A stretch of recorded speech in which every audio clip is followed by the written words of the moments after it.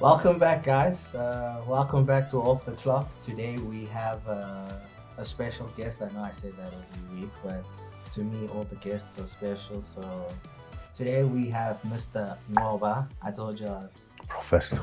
Professor Ngoba, but today we have him off the clock today. So welcome. Thank you for coming. We know you're a busy man. Thank you for coming to chill with me and my dad. Thank you. Thank you for having me and having me on the show. Peter and Mahlatsi, lovely to be here. Yeah, also let me welcome you, special guest. Why don't you take time to, tell us a little bit about who you are, where you came from? Sound like you're a man from the East. How you made it to be a professor at Vets, Charlotte Max of cardiology, which is, it's a big title. I'm sure when you were small, you never thought about it. But we'll get to that later. But just tell us a little bit about who you are and how you got where you are today. All right. Well, it's quite a journey to reflect on. Basically, I'm a last born. I've got a twin brother. He's an engineer. I'm a doctor. Family of 9 boys. Swati family, no sisters. Originally from rural Mpumalanga, then went to school in Swaziland. In the sugar belt. I went to Simunye primary, and then went to Sisekelo High School. It was a Lonro company then, but now I think Ilovo took over.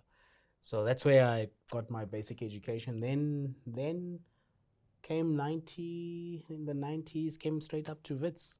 And since then, I've been a Joburg person, never looked back. And at the time, obviously, I was coming here, for the education, the university. In those years, things were a little different. I think medicine stuck on me. And my twin brother decided to do engineering, also studied at Wits. And we just continued. I think not competing, but nudging each other on. So it was like almost what's next, and we just grew from there, face to face. And so medical school was done, did internship at Barra, worked there for that 1 year. Then I joined immediately the Reg circuit after my ComServe. I specialized, and after finishing specializing immediately again, I taught cardiology, nephrology, and my feeling was, let me not chicken out, because I was tired then. Then I did cardiology. In fact, after ComServe, I recall I nearly did public health. Wow, what a shift. Because I worked so hard at Barra, and I thought, wow, if this is going to be my life, I'm not going to cope. And actually, I recall I applied for the Reg post for public health fellowship as a public health specialist physician, and they called me for the interviews. But by then I'd committed to doing internal medicine, and then I didn't go for that interview. So it was those were, I don't know, things that were in the balance.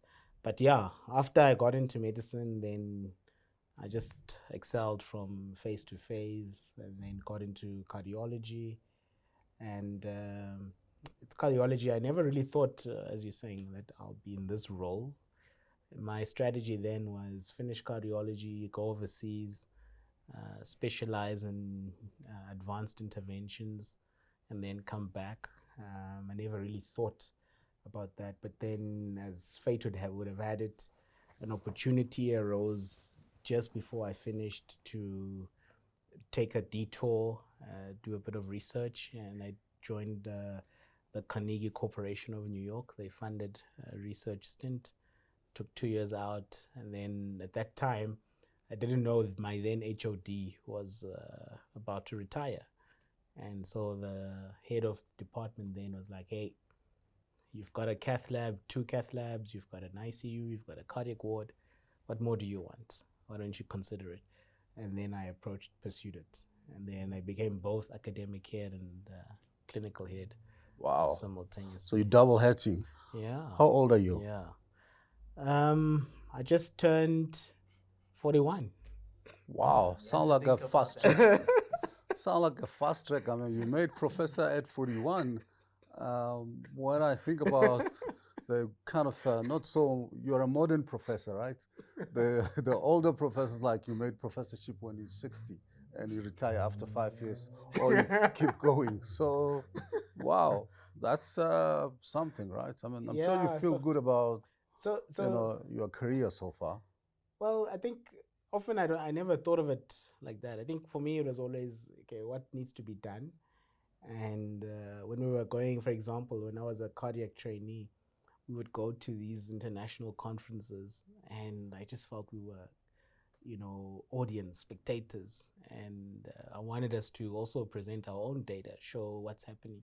So that's what inspired me that, we, in our region, no one's really representing us or holding the flag, especially with non-communicable diseases. A lot of work was being done, infectious diseases, HIV, TB, a lot of local experts, but cardiovascular diseases, nothing much. So that definitely made me aware that there's a huge void and a huge unmet need for us to do more work in that arena. So yeah, and with the professorship, it wasn't really like oh, this is a target that must be met or achieved. It was just, okay, what next? In fact, I never even applied. What happened was my head of school one day called me in, hey, let's have a chat. And like, I was Googling you. I was even surprised she Googles me. And then she told me that she thinks, why don't I apply for this? So it's a formal process. And then I was like, okay. And That's that's when you knew that there was someone above looking at you. someone someone above. Yeah, there's always someone above who's paving the way. Yeah, but I mean, high above, much higher. All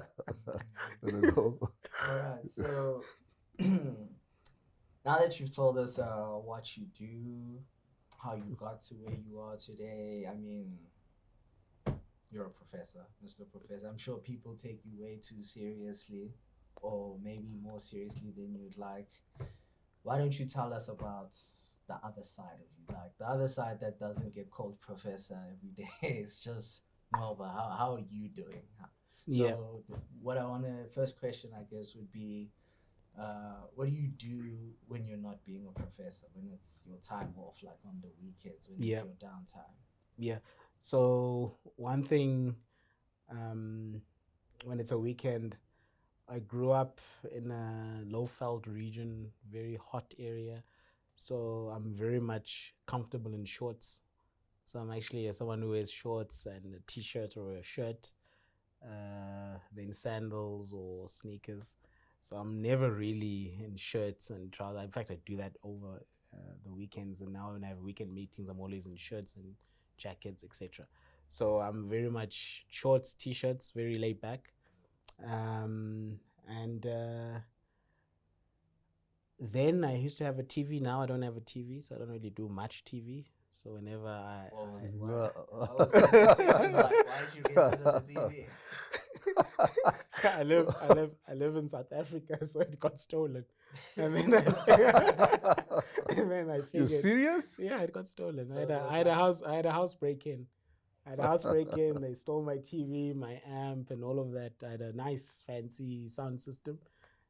So I replaced the sound system, but I thought, the TV, do I really need it? You didn't have I insurance? don't have. I had insurance.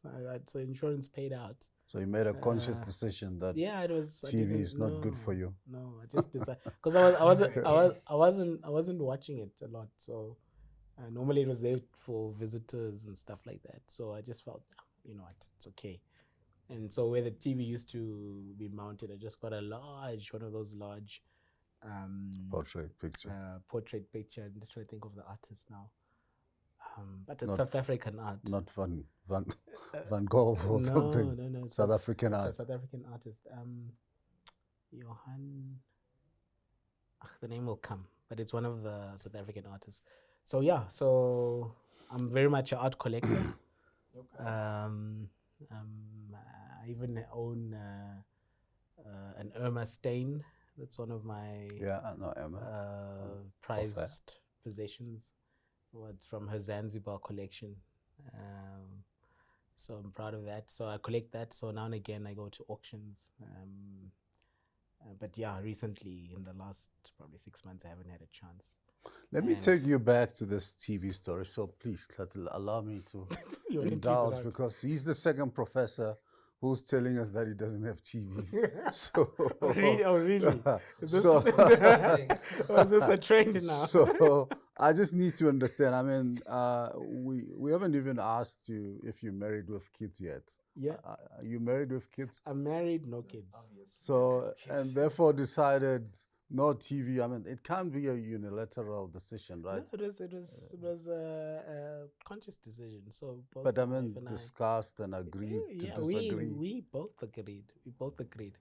In fact, one of the things that I nearly almost bought one because on the AV receiver that I had, there were certain settings that I needed to connect the thing to see what's it showing in order to set it up appropriately.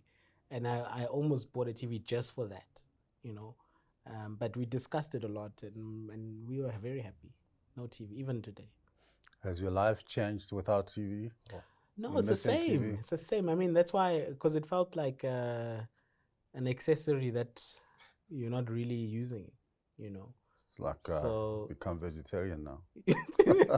yeah, something like that. So it was actually an easy transition. I know people like, you don't have a TV, they're like really stunned, but it's really easy, because remember what you do now. If you want to watch the news or something, I can stream off a tablet or a True. laptop or something. Yeah. I see the content I need to see, then that's that.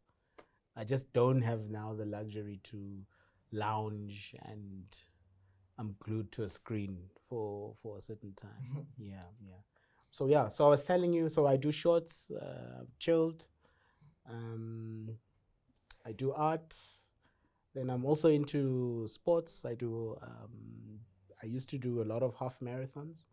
Now regularly I'll do 5Ks, 10Ks. And then in the past I was actually very much a gym fanatic. Even had a personal trainer for almost like 8 years. Yes. You know, for a long time. But yeah, now I do it myself. I know the routines. No, yeah. you don't need to train. Not really. The problem now is just time.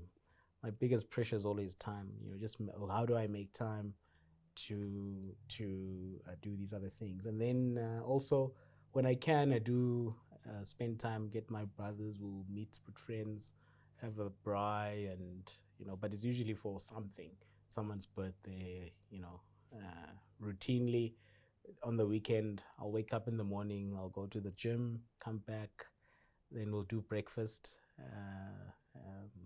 with my wife, and then I'll maybe mop up a few things that I need to clear off, and yeah. So are there any marathons you still have to take off your bucket list? Because you told me you have a hook on your wall with all your medals. Yes. No, many of the Joburg ones I've done already. It's just maybe outside of Joburg. And again, it's the planning. I mean, if you do Comrades or Two Oceans, you have to plan. Yeah. You way in advance, flights or hotel, then etc. So that's usually what gets in the way. So the medals you have on the wall, I finished it or I won it. No, these are just no. It's more. I was there. It's they're not on the wall. So I just hang them. So in the bathroom, I've got this hook. I think it's probably for a towel or what. And then so I just hang them. But I guess the question is really: have you run so many marathons? Have you won one? No. So when I run, I don't do it for. I'm not competing. I mean, they're guys. They're guys who fun. Do it because this is their livelihood. For me, it's more. It's a hobby. Hobby, and that's another thing people don't understand. Running can be addictive. I'm sure in the brain there must be some endorphins that get released, a sense of achievement, accomplishment, and as you do it more often, it actually becomes easier. And people usually marvel, wow, you ran 10Ks, wow, 21. They can't believe it, but it's actually very doable. Now we've seen in our house, my mom, that's her standard. 10K is easy for her. Exactly. Becomes Peter. Yeah, Can you man up? I've got a strength in other areas. You know, you know, I'm sure you heard about talent as a gift. You know, I do other things better. I've kind of figured that out by my age now. That's okay to let that one slide. You guys are good at your own things. Yeah, no, it's a different story. So tell us more about. I mean, before the TV left, Yes. you told me you used to like. Well, not series in particular, but more you like more the movies. Yes, yes. I think growing up and also with the work I do, one of the quick ways to time out is go to the cinema, etc. I used to go for some shows in theater, but then that also became tricky because it's either a set session when they will be performing. So now, often cinema. And the movies I like are generally old school type movies, those, like as you said, medieval times, etc. Yeah, those are So you those. can't do the new ones? No, I do, but I feel everything is computer generated, artificial. I don't think the stunts are real stunts anymore. He doesn't like the superhero movies, basically. Yeah. So everything is I don't know. It just feels too unreal. I mean, I started watching the movies during the film Bioscope. Yes. There's still a place in Braamfontein where they have They the have that. Bioscope. Wow. But at high school, a friend of mine had this projector and one film that we could show, We could cowboy show it. movie. We showed it at our school. Charge people, put all the black plastic on the windows, make it dark, Yeah. black and white. Yeah. And I still remember we couldn't get the supply of the films because just kids, students, and all that had access to stuff.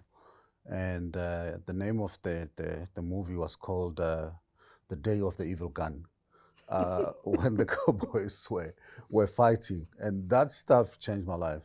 Wow. I was into drama. I got hooked to, even today, I collect movies. And but I said this before on the show. I watch them from a producer director's eye in terms of what you're talking about, the costume. If you're doing a movie of 1970 downtown Joburg, you need to reproduce that. The dress that they were wearing, pantsola, whatever, and bring that on. So I like that because I see the amount of work the guys have put in to recreate that time and to give it that authentic feel. Unlike nowadays with the newer movies, it's very, very easy to do so. So yeah, so those are the kinds that I do. So I also collected a lot. I've got like drawers and drawers of VHS. No, not even DVDs. DVDs. VHS. I was still young. VHS was still young, but DVDs, and then a few Blu-rays, and then the stuff basically went now onto streaming. Yeah, live. Yeah. But yeah, so I enjoyed that, and then I was saying to Mahlatse as well, what I also like, there are some series that I enjoy, but the challenge I have with series is the time. Because if it's a good series, then I always want to almost binge on it and understand the storyline. I don't know why my head is like that. If I can't complete something, I can't accept that, okay, one at a time, and almost like pace yourself. Guess that's why you're a professor and we're not. So I just have to, okay, it's out there. I need to know what happens at the end, So you can't watch and one episode a week. No, so it's easier when they regulate it for me, because then at least the time factor, I can't lose an entire weekend binging on some series of some sorts, so then they'll play it once a week, etc. Music, you don't have a taste Oh, for wow. music? I mean, as I told you, I've got a sound system, so so that's for a big purpose. Sound system stays. Yeah, TV can go. So I'm very, very musical. I think that's one thing I don't think I can do without. What do you listen to? Almost everything, but in terms of local stuff, Afro jazz, and listened to a lot of that. Okay. When I was still younger, I was into deep house. House. Yeah, deep house, and then but the jazz always has been there. The deep house was more the phase music, and then yeah, then now and again I also collect some classic. Yeah, then generally if it's good music, so even the commercial stuff, if it's good music, I'll indulge in that. And sometimes people wonder, wow, you listen to this. You get But that reaction as but well. but as long as it's good music, if it's good music and it's speaking to me, I'm happy. But yeah, I prefer music definitely than being stuck on TV and things like that. Yeah, which is easier. Very much similar, not the same. I listen to everything, I collect, and obviously inspired by kind of having him and the sister around. Yeah. So I can play uh, jazzy music or different genre, or depending on the situation. So and also I try to DJ Oh. at high school and college, which kind of Oh, so I was. actually did that. I did So, that. oh, you did that too. So I did that So too. So in my high school, because I told you I went to to Sugar Belt yeah, high school. The school was called Sisegelo High School. It's in Swaziland. It's in the south of the country, and it really was a school for the employees for Lonro at the time, the sugar farms. which is now Ilovo. So because this was not in a town or urban area, so you had to make your own fun. Yeah. So when we had our so-called school events like um, Valentine's Day, end of year events, we would come and set up Put a speakers playlist. Yeah. and have a playlist and okay, wait, I didn't really get to turntables and all of that, but My next but- question was what the DJ. and yeah, and then we used to do that. So in fact, even then, we were very my twin brother and I were very integral because we actually ran the tuck shop in the school. So it was a boarding house. So we didn't I didn't stay there. We were just schooling. So it was a boarding place, and we would run the tuck shop as well. Wow. So we were very popular. So you were around money. The social guys. And then I also did a lot of sports. So I still have a lot of medals. 100 meters. I used to do a lot of sprinting. Played soccer as well. Yeah, so I was very active at school. Coming to Wits, did it take you out of your comfort zone? Yeah. What was that like? Yeah, so that was a shock. The country boy. I mean, coming here, the city was overwhelming. I was very scared. I thought, wow, it was crime, and it was back then also. So I was worried about crime. I was worried about safety. But then I soon learned that it all depended on what you were doing, where you went. I stayed at the EOH. There's a Wits Business School. It's called the Ernest Oppenheimer Hall. So that's where I stayed. And then I used to walk to medical school. And then Wits used to have a bus that could take the students to Rosebank. So that was the circle I played in. And then, then obviously medical school demanded me to become less of a social person and Just to be a boogway. and focus, which was good. And I took my studies also very seriously. I was very competitive because I always knew that I've had a good education. I was in a small school.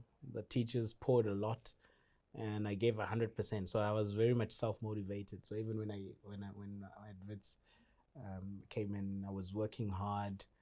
In fact, most of my and this is what's unique. I was not the first team, for the Wits soccer club or hockey club, whatever. But the club, most of my classmates, when they see me now, some I may not even remember them, but they remember me because they were like, hey, that's the clever guy. That's the guy who's always working hard. He's always studious and all of that. So Clever guy. so that was nice. That was a nice feeling. So, I mean, you're looking good.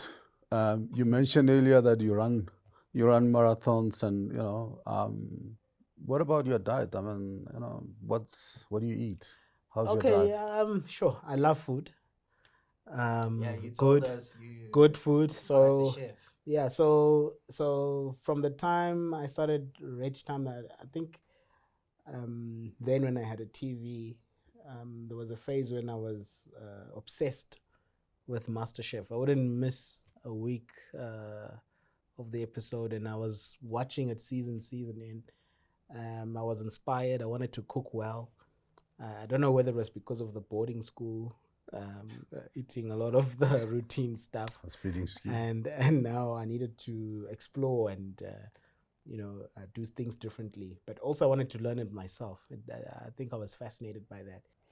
I'm happy. So, what about the pairing of the food and the wines and all that? Yeah. So my wine game was quite slow. That only came later, when I started affording to go to fancier restaurants. Then I learned, wine is an important thing. You need to have some sort of knowledge, which bottle works with what, with food, and the type of wine.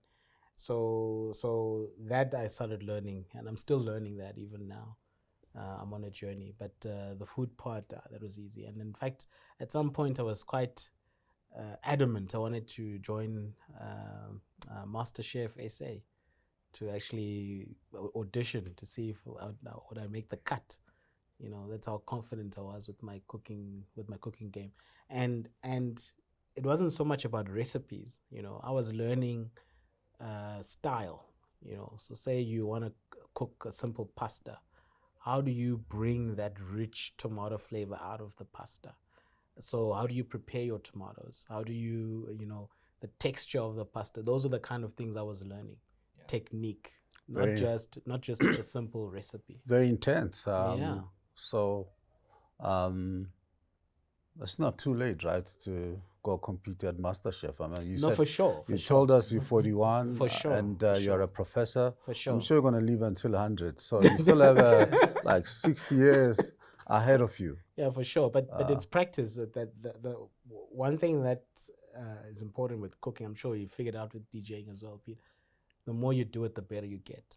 Yeah. The same. Anything else. Yeah. The same with gym. The more you do it, the better you get. So when I started losing out in terms of getting the hours in, because it's ingredients, it's the selection, what's seasonal, and preparing it for that. And because I was doing it also, I'm going to use this word a lot, in a very academic way. It was not really about hosting people. I wanted to execute so that I knew that, okay, next time I need to do some showing off and pleasing people, making them marvel. Then I knew I had my A game on. All right. So do you think you still have it? Do you think you can still go and compete for last? Nah, now I can't do that. I haven't done that kind. In fact, my wife was complaining that you don't cook anymore, because when we were dating, I did a lot of the cooking. Okay, trying to. I used to handle that. No, not even impressing her. I just wanted to set the standard. This is how things need to be done. That sounds like a professor. Just be honest. This is how things need to be that done. was your strategy. Which once the mission was complete, you suspend it. No, not even. You'd be surprised. I'm sure when things are bumpy, you get in the kitchen again. No. I hardly do that. In fact, just to show you how there's still a hold. So even now, I'm the one who'll still go buy groceries, because I want, it must be this type of a tomato, this kind of an onion, this kind of a pepper. I'm very pedantic. But are you gonna cut the pepper? Yeah, but I figured if I can't physically do it at least let me make sure the the right ingredients. ingredients are there. Okay. So no one can tell me, oh, this is not available, you know. All right. So besides, I mean, I want to say you're a very adventurous guy, but it's like you just like trying out different things and being very good at the things you enjoy Yep. doing. Yep. So, what other things or secret things haven't you told us about that was like, oh, okay. I mean, the cooking one just came out of like, okay, wow. Yeah. Sure. Yeah, I think I also love traveling. That's the other part. So often when I do a lot of traveling stints now, I always try to make sure to maximize wherever I am, get a feel of the city, the area. I've been very fortunate. I think that's another thing with the role I'm playing now. There's usually a huge need or request. Go there, go there. In fact, sometimes people wonder, am I ever at work? You know. I remember that time. And they're not believing me that it's actually work, but it is work. So traveling a lot, that's a big part. I love seeing other people, different cultures. Oh yes, and then recently, I'm into cattle farming. Cattle farming. Explain that. What type? Cattle farming. So currently, these are just straight, simple Afrikaner cows. So it's actually a feedlot that the model that I'm For using beef. for beef. Yeah. Yeah. It's like I said, it's a new thing. I just got into it, learned about the grades, and I think that also comes from my dad because he's very much into farming, and there was land available, and I figured why not. How many do you have? And currently sitting at about 40. 40. Yeah, yeah. Okay. Yeah. So you know how to milk them. No. This is for beef. Not even a little bit of milk. No milk. So what I do is we buy the Milk is for the calves. Yeah. We buy the so you basically buy the young calves, and then we grow them up, and then when they're ready, and then we sell them off. Yeah. So how much does one cow go? I know it depends on the weight and all that. Yeah, so that's a complex question because it's about grading the cow, and it actually depends once they've slaughtered it, because many people think they kill it and talk later about the price. No. So the quality, That's because tragic. they have to grade it. Okay. So to grade it fully, they actually have to look at the carcass, so it can vary significantly. But if you the basic principles, if it's usually the younger the better, the well fed in terms of what are you feeding it, grass, and no, actually buy feed. It's almost like a powder type of a feed that the cows eat. So you have to wean them once they're in the feedlot. I have to wean them off grass, and then it's like fortified food. Wow. For the cows. Yeah.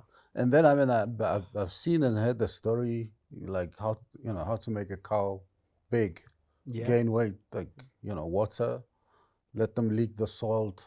And that salty and salt and water, they just bulk up, and then you put on a scale, put the price. Not really. So you make it sound so simple. It's much. It's more intense. I mean, it's first of all buying the right kind of structure. So it's the same way you'd look at the models and all of that. You have to have an eye for the potential, which calf has the potential, and then get selecting those ones, right? And then normally when they get in, there's a process that we follow in terms of certain vitamins, injections they get, and then you start them on the feeder. Normally the first two weeks or so they struggle a bit because they're used to eating grass. This feed that we give them is specifically to bulk them up and to make them gain weight quickly, and eventually they enjoy it, and then you start monitoring weekly. They're usually in the feedlot for about 3 months on average. But And what's the then cycle from calf to fully grown so cow? so so so I buy them. We buy them at the age where they're no longer suckling, so they're pretty much young cows. Yeah. And then you have to look at the teeth. The teeth actually give you the age. Usually they mill teeth. So the more teeth they have and they get molars, then they're much older. So while they have two or none, that's prime. That's what you want. So it's quite. Wow. So it's quite Did young. you know this? Yeah, I'm So learning. these are This is learning quite young It's like next cattle. time we buy a cow. now. I'm sure you're gonna want to do this. Like, let me see. Well, you can't just get a cow and open its teeth, open your mouth. You've got What do you do? to have technique. You've got to know. Okay. What's the technique like? So basically, there's a certain track in the crawl that allows them to line up in a single file, and then the herdsmen, when they in that solitary position, so they can't run away or they're pretty much stuck, then you're able to hold them and then have a look at their teeth. But by that time, also when they're in the crawl, the feedlot crawl, they usually almost develop a rapport because you bring them food every day, so you're the good guy, you know. So like And so they a usually serious run away. You're pets. They don't basically run. the Uber Eats guy. Yeah. So when you come, they actually, in fact, they're not even scared of humans, you know, because as you come, they actually come to you. You'll even think, wow, what's this cow trying to do? But they're actually happy to see you. Oh, because you bring food. Yes, you. Yeah, Wow. yeah, you mealtime. So tell me, I mean, up until now, you've been saying no time for this. I don't have time. Yeah. How's your sleep? I mean, how do you sleep well? Yes, so I do sleep very well. In You fact, take pills? I probably no, I don't actually take pills. I sleep very well. Challenge is I'm trying to shift actually because I was trying to do a sleep late, wake up early type of system or rhythm, but it's difficult. You can only do that for a certain time. So now what I'm trying to do is sleep early, wake up very early type of How rhythm. many hours you do a night? Minimum, I have to do 6. Maximum? Minimum, that probably is my maximum. That's the Probably standard. that's the standard. If I get 6 in, I tell my body you've had enough sleep. We have to work. So that's another thing, mental strength. I always push myself. If I said I will deliver or I'll have you know, have a presentation ready and it's due tomorrow morning and I just got home, it's 8 p.m. I'll take that 1 hour rest, do the right thing by my wife, and then 9:30ish or so I will work. If it means I'm asleep at 1 a.m., 2 a.m., that's what it is. But the work will be done. Wow. Yeah. So the fact that sometimes you mentioned earlier that you put a lot of fires, that doesn't stress you. Somebody's putting No, in a not really. device, doesn't put it right. Somebody's life No, has a not risk. really. Not really. Not So really. you're not easily No, phased you by learn. those. Yeah, you learn to handle that kind of. In fact, I always say to my operational managers that we are problem solvers. That's what Okay. we are. We are problem solvers. So when you come to work, when you have that hat on, I'm here to solve problems. When the problems come, hey, this is Be what ready. this is what I'm here for. You know, so it's Embrace it's them. a different attitude. You know, Yeah. and yeah. So even for example, naturally, I'm sure you can imagine we get many patient complaints and things like that. But even that, I love it because a lot of patients and family, don't really understand how healthcare works. You could have a family member has a poor prognosis, but no one has really given the family the breakdown that, hey, your loved one has COPD, the lungs are damaged, the kidney is not working. This heart attack is now just one last nail that happened. But the big picture is There's so many things there's so wrong. many things wrong, and Yeah. all these things make this person super high risk. Damn. So yes, you're unhappy.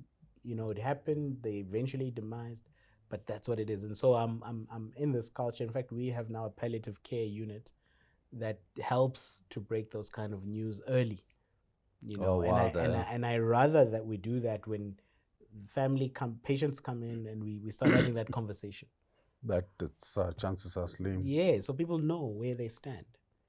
Where to from here? I mean, you know, made professor probably in the early 30s, which is very, very remarkable, you know, progress. I'm sure you didn't think about it. I mean, are you thinking about being a dean or going Sure. to New York or, In you fact, know? I've had those offers now already. So I've had an offer to be a dean in one of our main universities, and then I thought to myself, what I'm building here, because I still see some potential, and I believe in succession as well. Okay. I don't want to just leave because he has a nice gold opportunity for me. But I thought, build a solid foundation. So we're stronger in our department. But yeah, I've had those opportunities. I think some of my colleagues see the potential, and they were like, "Hey, listen, there's this opportunity. Would you consider coming and doing this?" But I had to sadly turn them Yeah, I down. mean, now that you They like still training and teaching, you they know, it's still pursuing it, but I said, nah, not not, yet, not not yet, ready. not yet. And because I just need to sort in-house first. I think once in-house, I'm happy that we're solid here. Even if I were to walk away from it, it's not going to collapse. Then definitely those opportunities can come. Okay, this is the last thing I'll say because there were a few things I wanted to say to you. If you weren't doing what you were doing now, what career path would you have chosen? Or Sure, because you do a lot of things. I mean, the sure. way I see it, you could have been a DJ, a chef, a True, cattle farmer, true, all these true, things. true. Um, my perspective now, I think the career chooses you. I You think, think so? yeah, I think the career chooses you. One thing that's important, from where I'm looking at it now, I think initially what you do, what it just so happens I did medicine, but I think that base degree, that's what it is. It's just a base degree. It's giving you skill sets, giving you some sort of credential that you are qualified in this skill set. But naturally, the things that matter to you or you're passionate about, you'll find yourself gravitating towards. And also, that's what you are good at. So as you're good at it, you'll see that more and more doors will open onto you. Cool. Thank you very much for chilling with us today. It's been uh, Insightful. very insightful, very unique. Man of many talents. You can cook. You're a cattle farmer, DJ, music, You can fix your movies, heart. fixing broken hearts. Very, very multi-talented. Any parting words from you to our listeners and to me and my son?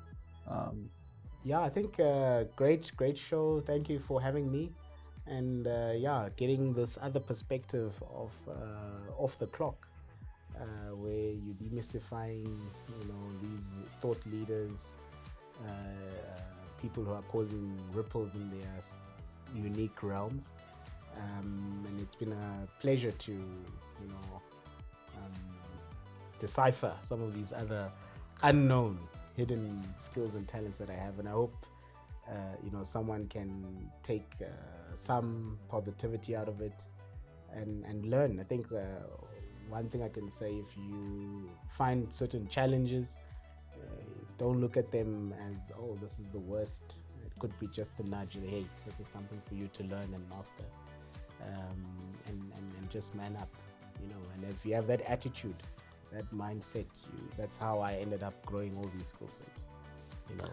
yeah. It wasn't by design, but it was usually challenges that came my way, and Great. found myself moving forward. Yeah. With that, thank you very much. I hope you're feeling very relaxed and refreshed from this discussions. Thanks. Cool. Thanks, Peter. Thank you Yeah. so much. Thank you very much. Well, thanks for spending the time with us.